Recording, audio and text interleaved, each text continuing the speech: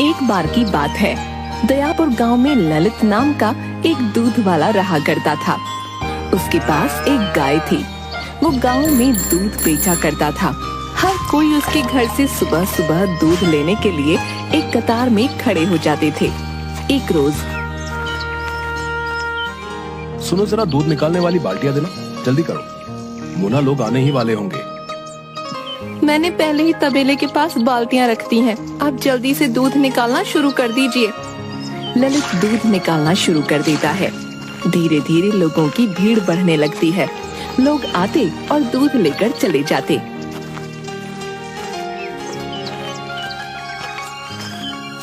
एक बूढ़ा आदमी आता है। बेटी, थोड़ा आज ज्यादा दूध मिल जाएगा क्या? चाचा जी, इतना ही बचा है। मुझे लगता है बेटा, तुम्हें कुछ और गाय खरीद लेनी चाहिए। इससे कोई भी खाली हाथ नहीं लौटेगा। आप ठीक कह रहे हैं चाचा जी। माफ करिए, आज दूध खत्म हो चुका है। जिन जिन के लिए भी दूध नहीं बचा, वो सब शाम को आना। आज फिर से दूध खत्म हो गया। समझ नहीं आता कितनी जल्दी आऊं। मोना, तुम कुछ और गाय क्यों नहीं खरीद लेती? मैं भी यही सोच रही हूँ दीदी। मुझे भी अच्छा नहीं लगता ऐसे सबका खाली हाथ जाना। मैं इनसे बात करके देखती हूँ क्या होता है। सुनिए ना, मैं कह रही थी कि हमें कुछ और गाय खरीद लेनी चाहिए। हमेशा कोई ना कोई रह ही जाता है। अब तो हमारा काम भी अच्छा चलने लगा है। कुछ और गाय खरीद लेते हैं ना? चलो ठीक है, मैं बात करता हूँ इधर उधर। चलिए नाश्ता कर लीजिए। मोना, मैं जरा पास के गांव में जा रहा हूँ। इसके बाद ललित गायों को खरीदने पास के गांव के तबेले में चला गया। नमस्ते भाई। और ललित भाई, कैसे हो?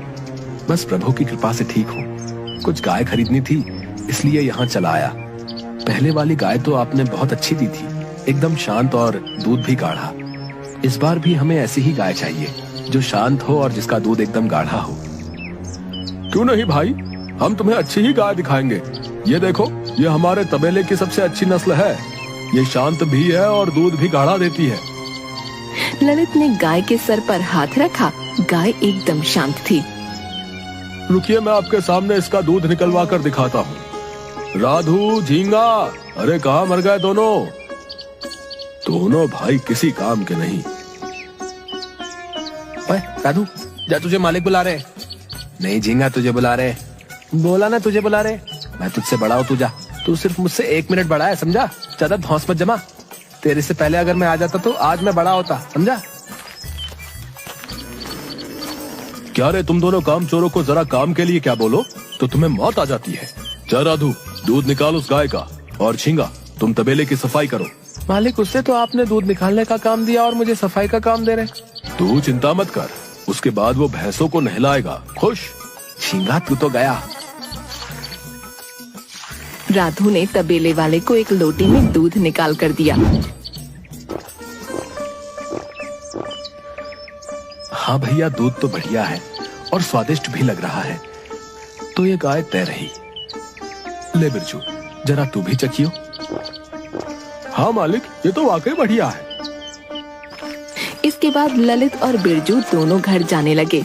रास्ते में अचानक मौसम खराब हो गया। ललित और बिरजू गाय और उसके बछड़े को लेकर भागने लगे।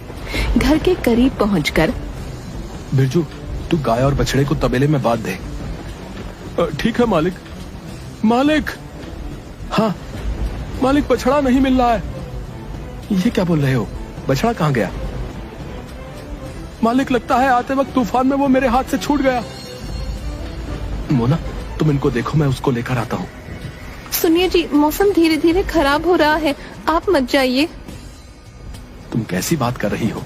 वो गाय मेरे भरोसे आई है और मैं उसके बच्चे को मरने के लिए छोड़ दूं? आज बिरजू को भी लेके जाइए।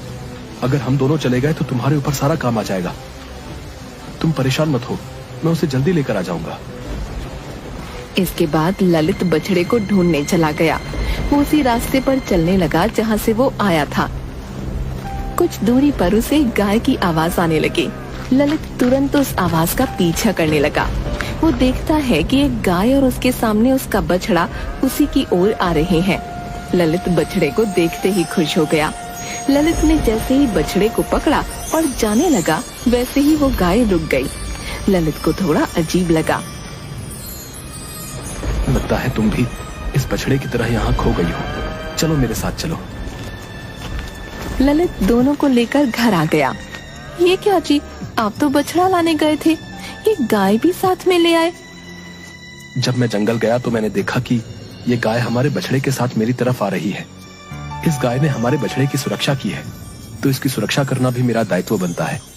मैं कल ही कोतवाल के पास जाकर इस गाय के बारे में बता दूंगा। किसी की होगी तो लेने आ जाएगा। इससे ज्यादा क्या कर सकता हूँ। तब तक ये खा लेगी हमारी गायों के साथ थोड़ा बहुत चारा। ललित खाना खाकर सो गया। अगले दिन बिरजू, जल्दी आ। मोना, बटिया रखवा दी? हाँ, रखवा दी है। ललित और बिरजू दोनों गाय से दूध निकालने लग गए।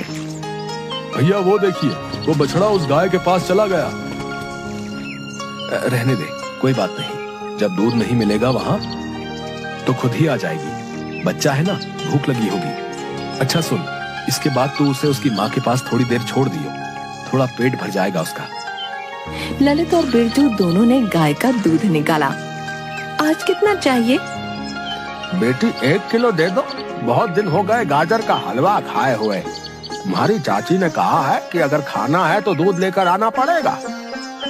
हाँ चाचा जी, आज आपको गाजर का हलवा खाने को जरूर मिलेगा, क्योंकि हम एक और गाय जो लेकर आ गए हैं। बढ़िया, अब कोई खाली हाथ नहीं जाएगा। दोनों हंसने लगे। सब चले गए।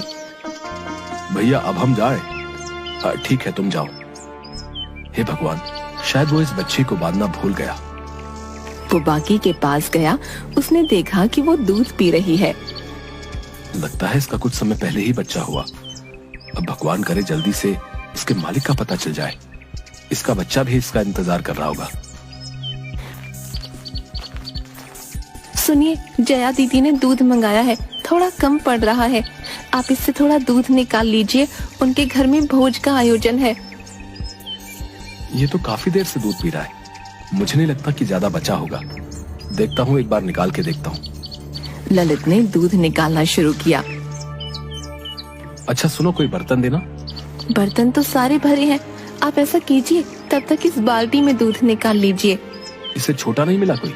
चला लीजिए ना इससे काम, अभी हम काम कर रहे हैं। ठीक है। ललित ने जैसे ही दूध निकालना शुरू किया, वो गाय से खुद ही दूध निकालना शुरू हो गया। ललित कुछ सोच ही नहीं पा रहा था। बाल्टी पूरी भर गई और गिरने लग गई। क्या करूं? बंद हो जा, रुक जा मेरी माँ। अचानक दूध आना बंद हो गया। फिर से ललित ने निकालने की कोशिश की, वो आना शुरू हो गया। बंद हो जा। दूध आना बंद हो गया। जल्दी से अंदर जाकर बाल्टी लेकर आ। अरे मोना देखो, कमाल हो गया, ये लो।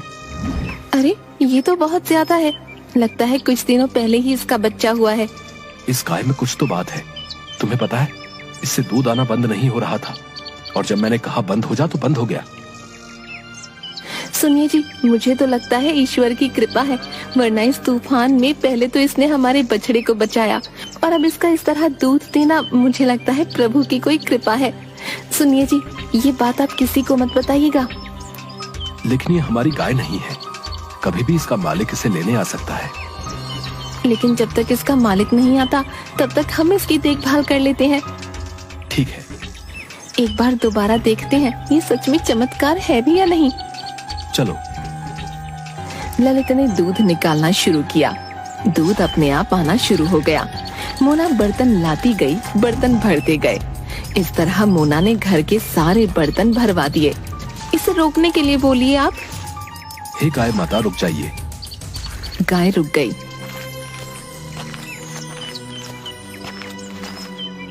आपके लिए रोटी लाया हूँ, आप ये खा लो। लगता है बड़ी समझदार है। सुनिए जी, क्यों ना हम आसपास के गांव में अपनी कुछ शाखाएं खोल लें। अब दूर दूर के गांव वाले तो हमारे घर तक नहीं आ सकते ना, तो हम उनके पास चले जाते हैं। और वैसे भी इतने दिन हो गए हैं, अभी तक कोई उस गाय को लेने नहीं आया। मैं तो कहती हूँ उसे प्रभु का आशीर्वाद समझिए और उसका सही इस्तेमाल कीजिए। मुझे क्यों लग रहा है कि तुम्हारे मन में कुछ ज्यादा ही लालच आ रहा है। कैसा लालच जो इंसान परिस्थिति को स्वयं के अनुरूप नहीं ढाले, परिस्थितियाँ उसके विपरीत हो जाती हैं। और मैं तो बस घर आई लक्ष्मी का स्वागत कर रही हूँ। अब आप ही बताइए, कुछ गलत कर रही हूँ क्या? हाँ, तुम तो देवी हो, तुम्हें सब पता होता है। लक्ष्मी माता का उठना बैठना जो है तुम्हारे साथ, क्यों? आपको तो कुछ नहीं पता। इसके बाद ललित जगह जगह अपनी दूध की दुकान खोलनी शुरू कर देता है और देखते ही देखते ललित का काम चलने लगता है। ललित एक बड़ा घर बना लेता है।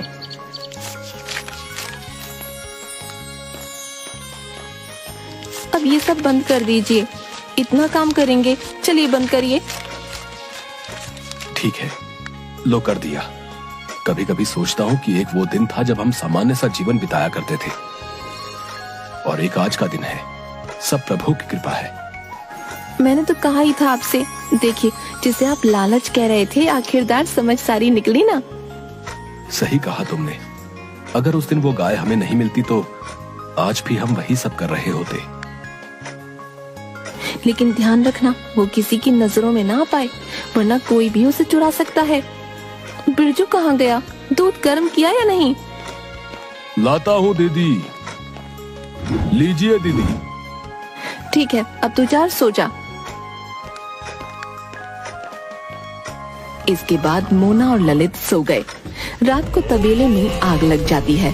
सारी गायें चिल्लाने लगती हैं। ललित तुरंत उठकर बिरजू को आवाज देता है। बिरजू नींद से तुरंत उठकर वहाँ पानी डालने लगता है। सब ठीक हो जाता है। ललित गायों को दूसरी जगह ले जा रहा होता है। तभी वो देखता है कि जादुई गाय उनमें नजर नहीं आ रही। ललित मोना को सब बता देता है। अब क्या करेंगे हम? दूध कैसे पहुंचाएंगे दुकानों में?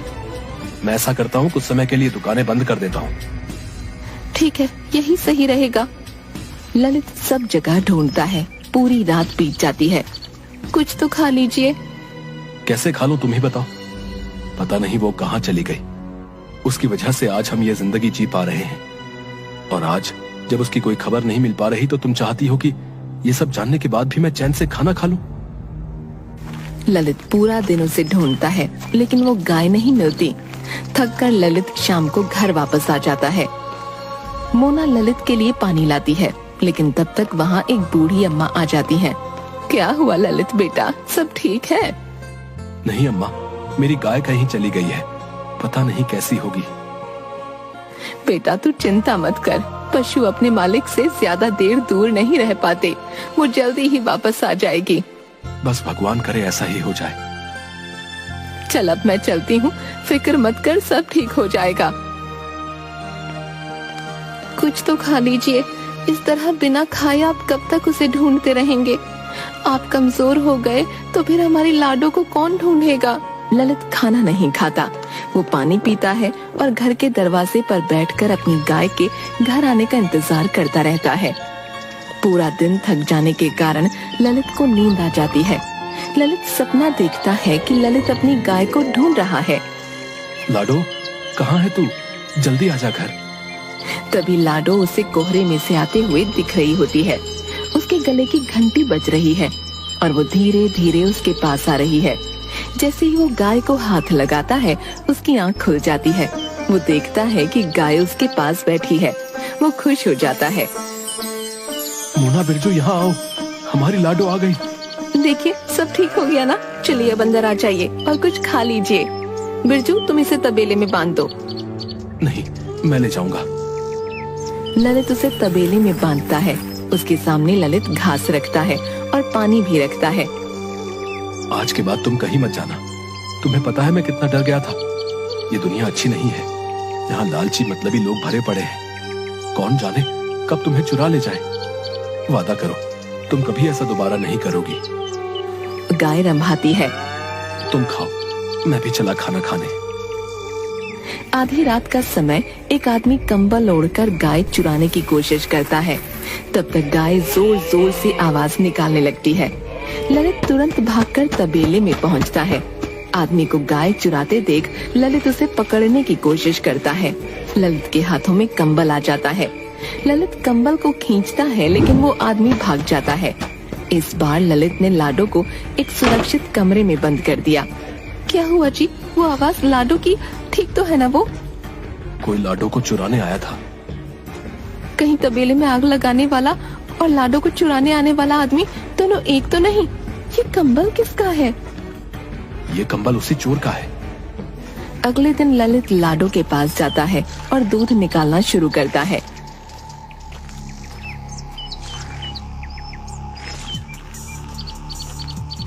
बिरजू सुनो, आज तुम लाडो को जंगल चराने ले जाना। ठीक है मालिक। वैसे तुम कल कहाँ थे बिरजू? कब मालिक? जब रात को जोर जोर से तबेले से आवाजें आ रही थी। कौन सी आवाज मालिक? मैंने तो कोई आवाज नहीं सुनी। लगता है मैं गहरी नींद में रहा हूँगा उस वक्त। ललित बिरजू के पीछे जाता है और गले में जो माला थी उसे निकालने को कहता है। तो ये बताओ बिरजू, ये धागा तुम्हारी माला के हुक्म में कैसे आ गया? मालिक, कपड़े निकालते वक्त कई बार मेरे इस माला के हुक्म में कपड़े फंस जाते हैं। शायद इसी तरह ये धागा भी फंस गया होगा। ठीक है। ललित अंदर गया और वो कंबल लाया। तुम्हें ये कंबल और ये धागा दोनों एक जैसा ही नहीं लगता? और सिर्फ इस कोने में धागा खींचा हुआ भी है और इस धागे का रंग भी इस कपड़े के जैसा ही है। ये कोई इत्तेफाक तो नहीं लगता? मालिक, माफ कर दीजिए, ये सब मैंने मजबूरी में आकर किया है। कैसी मजबूरी? मालिक, मैंने कुछ लोगों से कर्ज लिया था। अपनी बहन की शादी के लिए कर्ज ना चुका पाने की वजह से उन्होंने मुझे मारने की धमकियां दी। मैंने उस दिन आपको और दीदी को बात करते सुन लिया था। मैंने सोचा कि मैं वो गाय बेच दूं, इससे मेरा कर्ज भी उतर जाएगा। कितना कर्ज लिया था उनसे तुमने? 50,000। शर्म नहीं आती? जहां तुझे हमेशा रहने को मिला, खाने को मिला, वहीं चोरी की तूने। मुझे माफ कर दीजिए, वो मुझे मार डालेंगे, इस डर से मैंने ऐसा किया। ललित अंदर गया और पैसे लेकर आया। जा, उन्हें ये पैसे दे दे। तूने ये कर्ज अपनी बहन के लिए लिया था। अगर वजह कोई और होती तो तुझे जेल भिजवा देता। बिरजू चला जाता है। ललित के पास वही अम्मा आती है। अम्मा, आप? बेटा, क्या हुआ? तू बड़ा परेशान लग रहा है। परेशान मत हो बेटा, वो गाय तेरे पुण्य कर्मों का ही फल है जो तुझे उस जैसी गाय मिली।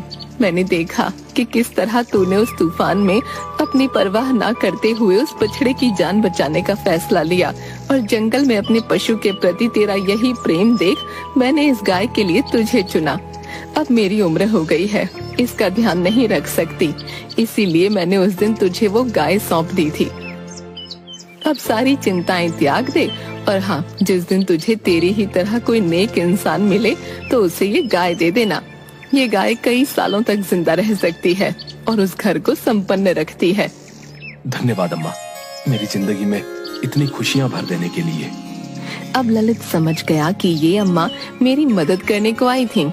उसके बाद ललित ने अपने तबेले में कई बेरोजगारों को रोजगार दिया और एक नेक इंसान की तलाश में भी लग गया।